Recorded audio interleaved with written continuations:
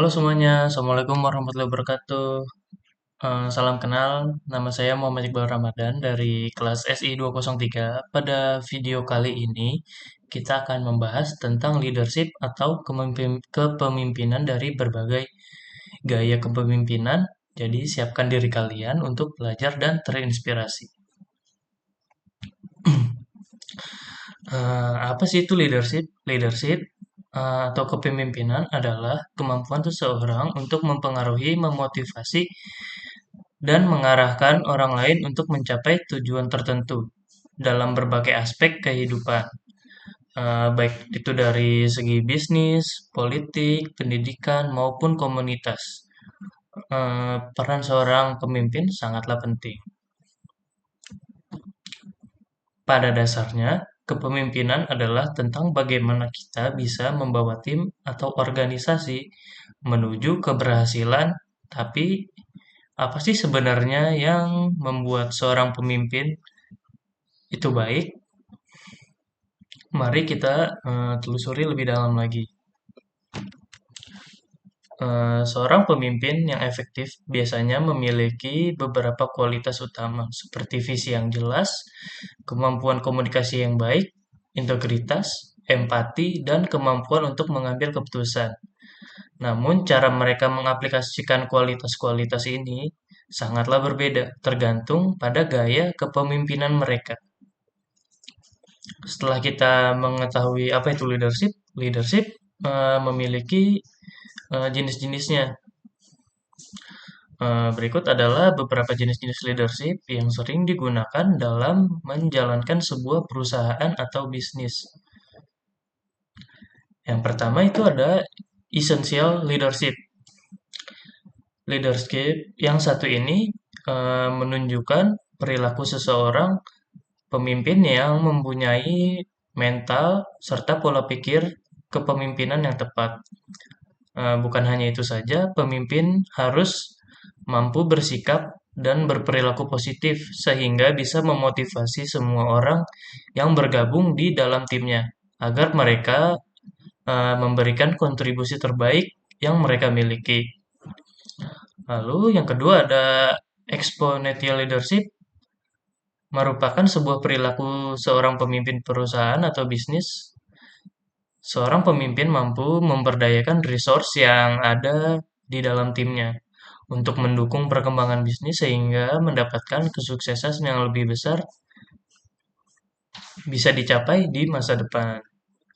Yang ketiga ada business leadership, yaitu leadership ini menunjukkan kemampuan seseorang pemimpin untuk berpikir dengan cara strategis serta kemampuan untuk mengontrol jalannya proses bisnis dengan lancar. Semua ini bertujuan untuk meningkatkan keuntungan bisnis, baik itu keuntungan jangka pendek maupun jangka panjang. Lalu yang keempat itu ada organization leadership, merupakan perilaku seorang pemimpin yang memiliki kemampuan untuk mengelola serta merancang ulang tim kerjanya. Jika sewaktu-waktu hal tersebut dibutuhkan untuk mencapai tujuan bisnis yang sedang dijalankan. Lalu yang kelima, itu ada team leadership, merupakan sikap yang ditunjukkan oleh seorang pemimpin untuk mengatasi tantangan-tantangan yang mungkin terjadi saat proses mencapai tujuan bisnis. Nah, tantangan seperti ini bisa saja datang di berbagai pihak, termasuk pihak internal dan juga pihak eksternal. Lalu, setelah kita mengetahui jenis-jenis kepemimpinan nih, leadership juga memiliki gaya. Berikut ini beberapa gaya kepemimpinan untuk yang umum kita temui. Yaitu ada kepemimpinan otokratis. Pemimpin otokratis membuat keputusan sendiri tanpa berkonsultasi dengan para anggota tim. Mereka cenderung mengontrol secara ketat dan mengharapkan kepatuhan penuh. Lalu yang kedua ada kepemimpinan demokratis. Pemimpin demokratis itu melibatkan anggota tim dalam proses pengembalian keputusan. Mereka menghargai masukan dan mendorong partisipasi. Lalu yang ketiga ada kepemimpinan laissez-faire. Kepemimpinan ini memberikan kebebasan yang luas kepada anggota tim untuk membuat keputusan sendiri. Mereka lebih banyak bertindak sebagai fasilitator daripada pengendali. Yang keempat ada kepemimpinan transformasional. Pemimpin transformasional ini menginspirasi dan memotivasi anggota tim untuk mencapai potensi maksimal mereka. Mereka fokus pada perubahan positif dan pengembangan individu. Lalu yang kelima ada kepemimpinan transaksional. Pemimpin transaksional fokus pada sistem reward dan punishment. Mereka menetapkan tujuan yang jelas dan memberikan penghargaan atau hukum berdasarkan kinerja. Lalu yang keenam ada kepemimpinan servant atau pelayan. Kepemimpinan ini memprioritaskan kebutuhan anggota tim dan bertindak sebagai pendukung mereka. Mereka mengutamakan kepentingan tim di atas kepentingan pribadi. Lalu, mari kita lihat beberapa contoh pemimpin terkenal yang mewakili masing-masing gaya kepemimpinan ini. Pemimpin otokratis seperti Idi Amin atau yang kita kenal dengan Presiden Uganda, ini dikenal dengan pemerintahannya yang kejam dan sewenang-wenang. Ia ia melakukan penganiayaan terhadap kelompok etnis tertentu dan menghancurkan ekonomi dari negaranya sendiri yaitu Uganda. Lalu selanjutnya ada pemimpin demokratis seperti Nelson Mandela, melibatkan banyak pihak dalam proses pengambilan keputusan untuk membangun Afrika Selatan yang lebih baik. Lalu selanjutnya ada contoh pemimpin laissez-faire seperti Warren Buffett. Nah, Warren Buffett ini dia memberikan kebebasan yang luas kepada manajer perusahaan di bawah kendalinya untuk membuat keputusan strategis. Lalu selanjutnya ada pemimpin transformasional seperti Martin Luther King Jr. Nah, dia itu menginspirasi jutaan orang dengan visi dan pidatonya yang kuat. Lalu ada pemimpin transaksional seperti Bill Gates. Nah, Bill Gates pada awal karirnya di Microsoft itu dia menerapkan sistem penghargaan dan hukuman yang jelas untuk mendorong kinerja. Lalu selanjutnya ada pemimpin pelayan seperti Mahatma Gandhi yang selalu mengutamakan kepentingan masyarakat dan berjuang untuk kemerdekaan India dengan pendekatan non-kekerasan.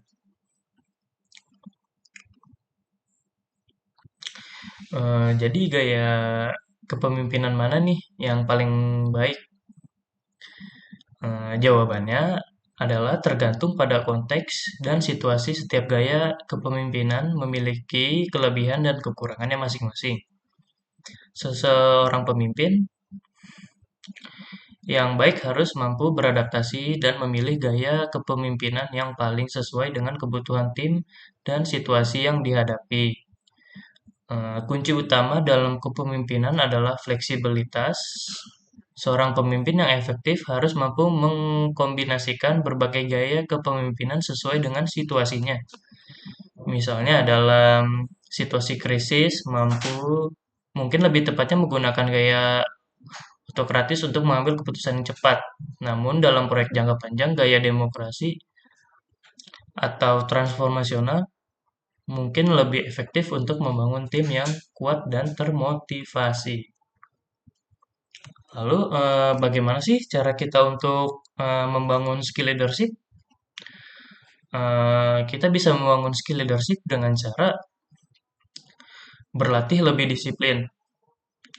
Sikap disiplin merupakan salah satu poin wajib yang harus dimiliki oleh seorang leader. Hal ini membantu seseorang untuk tetap konsisten dan memiliki kemampuan yang baik untuk menjalankan dan menyelesaikan berbagai tugas serta tanggung jawabnya.